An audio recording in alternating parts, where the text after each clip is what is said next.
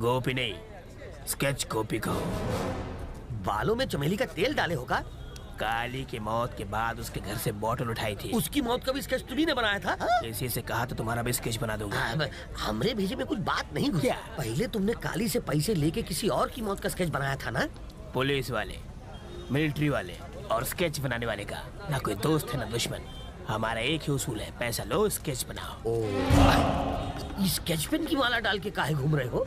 हर sketch pen की कहानी है तो सुनाओ। अगर हर स्केच पेन से मैं स्केच करूं तो हाथ काट देता हूं। अगर काले वाले से स्केच करूं तो समझो आदमी की टांगे गई। और जब लाल स्केच पेन से स्केच करता हूं तो सर धड़ से अलग समझो। गोपी, तुम अपनी टैलेंटवा से ढेर सारा रुपया कमा सकते हो, फिर भी ये उधार के स्कूटर पे घूम रहे हो। ये स्कूटर मेरा है। तो चला कौन रहा था? मेरा ड्राइवर। स्कूटर चलाने के लिए भी ड्राइवर? स्केच करते वक्त अगर मैं स्कूटर चलाऊं और सामने से एक ट्रक मुझसे टकराए तो मेरा स्केच बिगड़ जाएगा। क्या उच्च विचार है? ये छोड़ो और पूछो मैं यहाँ क्यों आया। क्यों आए हो? ये लो, लॉटरी लगी। असली है, एटीएम से निकाला है। गोपी, हमका तो हर मदद चाहिए। बोलो। एक आदमी हमका तंग कर रहा है, उका तू स्केच बना दो, ये एडवांस रख लो। ओके, बार बार फोन करके तंग मत करना, कंटिन्यूटी टूटती है। ओके, अब देखते हैं क्या करता है। ये क्या किया अंकल? उसे 500 रुपए वापस दे दिए। अरे ये हर बार अपने डींगे हाँकते रहता है कि इसका स्केच हमने बनाया है, इसको मौत के घाट हमारे स्केच ने उतारा है। अगर ई बार इसकी बात गलत साबित हुई तो हम इसका दीवार में चुनवाई दे। वो कैसे? व्हाइट सीमेंटवा से।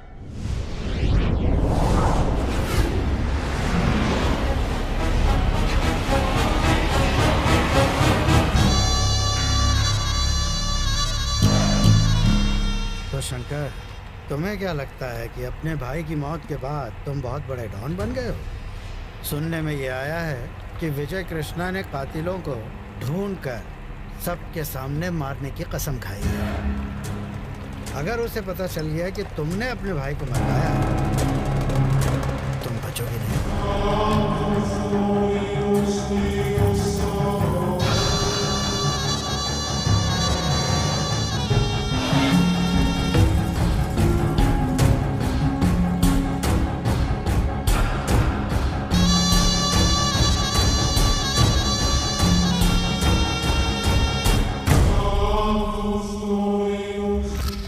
किसने कहा कि मैंने अपने भाई को मारा है?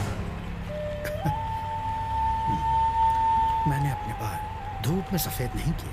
कौन क्या है, क्या कर सकता है, ये बात मैं बहुत अच्छी तरह समझ सकता हूँ। मुझे इतना नादान मत समझो। खैर, ये सब जाने दो शंकर, बस मेरी बात को ध्यान से सुनो। इस शहर में विजय कृष्णा का नेटवर्क बहुत ही कमाल का है। जानते हो, वो तुम्हारे भाई के 2 कातिलों को ढूंढ के उन्हें मार तक चुका है। अगले कातिल को भी वो बहुत जल्दी ढूंढ लेगा।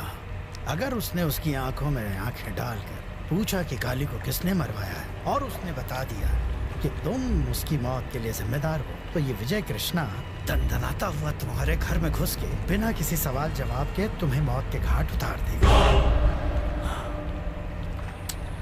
उसे रोकने का कोई तरीका? देखो बेटा शंकर, तुमने जितने पटाखे फोड़े हैं, मैंने उससे कहीं ज्यादा दिवालियां मनाई हैं। अगर तुम चाहते हो कि विजय कृष्णा के हाथ तुम्हारे गले से दूर रहें, तुम्हें खुद को उसकी पहुंच से काफी ऊपर उठाना होगा। और ये करने का सिर्फ एक ही तरीका है, राजनीति। मुझे पॉलिटिक्स का कोई शौक नहीं। जिंदा रहने का तो है। आओ, बैठो। शंकर, सबसे पहले तुम्हें वर्कर्स और स्टूडेंट यूनियंस के साथ एक मीटिंग करनी होगी। उन्हें भरोसा दिलाना है कि उन्हें तुम्हारे साथ की बहुत जरूरत है। उन्हें धमका के नहीं, बल्कि दिल जीत के अपनी तरफ करो। तुम खुद उन सब की ताकत बनो।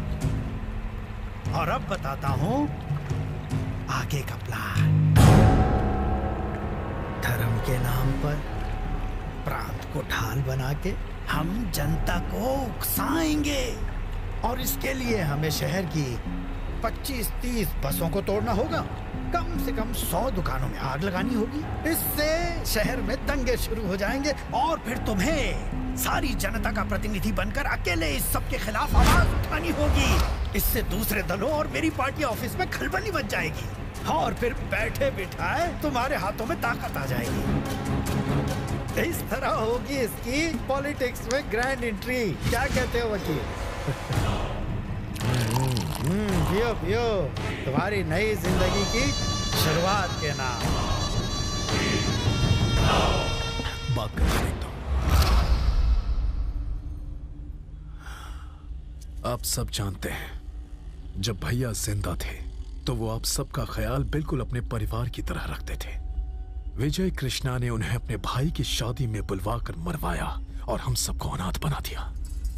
लेकिन घबराओ मत, अब मैं आप सबका ख्याल रखूंगा, आपके बारे में सोचूंगा, और अगर मुझे आपकी यूनियंस का साथ मिला तो पॉलिटिक्स में भी कूद पड़ूंगा। अगर आपने मुझे जिताया तो मैं वादा करता हूं कि मैं आपकी यूनियंस के लिए लड़ूंगा, आपकी यूनियंस को बहुत ताकतवर बना दूंगा। भैया के जाने के बाद हम सब बिखरे नहीं हैं, हम सब एक हैं, एक। मेरी बात सुनो शंकर, मुझे नहीं पता तुम दोनों के बीच क्या झगड़ा चल रहा है, पर इतना जरूर जानता हूं कि अगर हमें कोई परेशानी होती तो हम काली भाई के पास जाते, वक्त होता तो भाई खुद आते, वरना विजय कृष्णा को मदद के लिए भेजा करते थे। अब वो नहीं रहे तो तुम पॉलिटिक्स की बात कर रहे हो।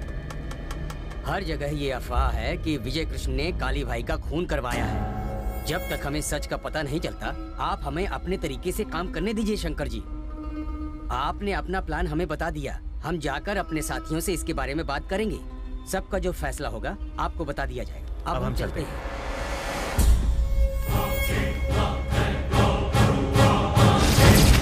ये साले तो डायलॉग मार कर निकल गए। आप ही के कहने पर मैंने इन्हें समझाने की कोशिश की।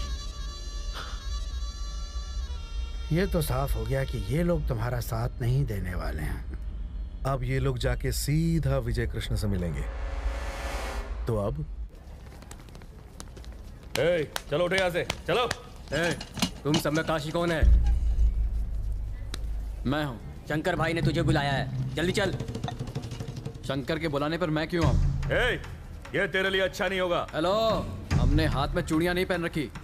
हम सबका लीडर शंकर नहीं है, विजय कृष्णा है। जाके बोल दो उसे। अगर तुमने शंकर भाई का कहा नहीं माना तो कुत्ते की मौत करोगे तुम और तुम्हारा विजय भाई।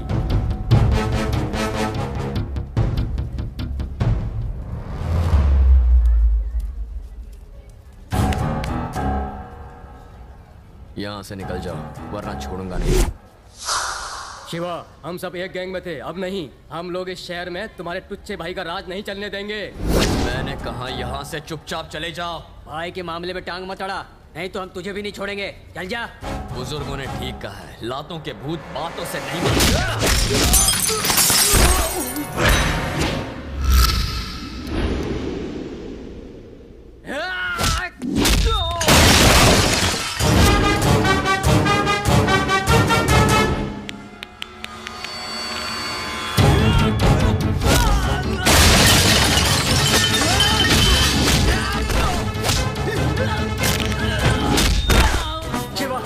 आगे मत आ, शंकर भाई को पता चला ना तो तुझे छोड़ेंगे नहीं। मैं किसी के बाप से नहीं डरता।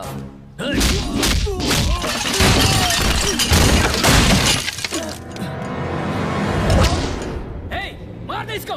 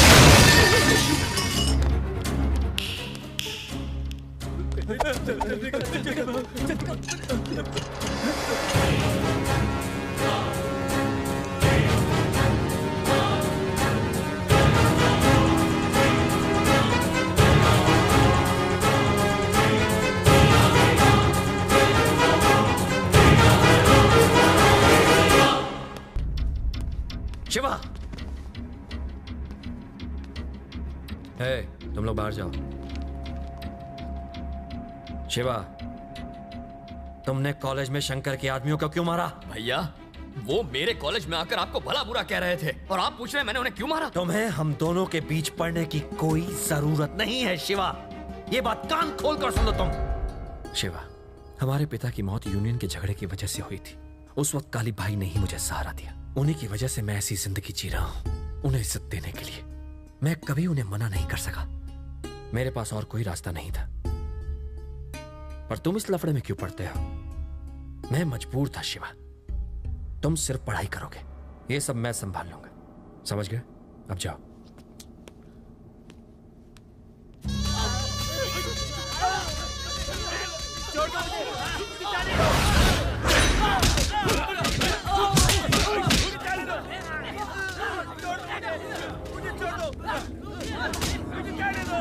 मैंने कहा था ये तुम्हारा साथ नहीं देंगे। अब तुम मार मार के उनकी खाल उधेड़ने में लगे। ये लोग अपनी जान दे देंगे पर तुम्हारा साथ हरगिज नहीं देंगे।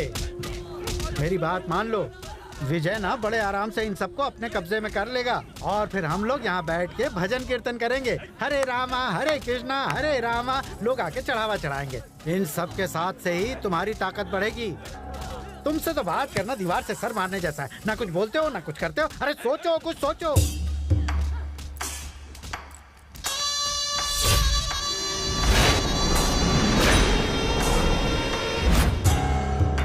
मेरा भाई जब मेरे लिए सिर दर्द बना तो मैंने उसे रास्ते से हटा दिया। फिर ये विजय कृष्णा क्या चीज है? वो विजय कृष्णा यूनियंस के सामने हीरो बनने के सपने देख रहा है। उन्हीं यूनियंस के सामने मैं उसे अपनी असली ताकत दिखा कर रहूंगा। गुंडागिरी और पॉलिटिक्स रेल की दो पटरियों की तरह है। वो चलती तो जरूर एक साथ है पर कभी मिलती नहीं। अगर वो मिली तो ट्रेन नीचे गिर जाएगी। एक बात याद रखना, हर चीज का एक सही वक्त होता है। रमन जी, देखते जाइए कैसे हिसाब चुकता करता हूं।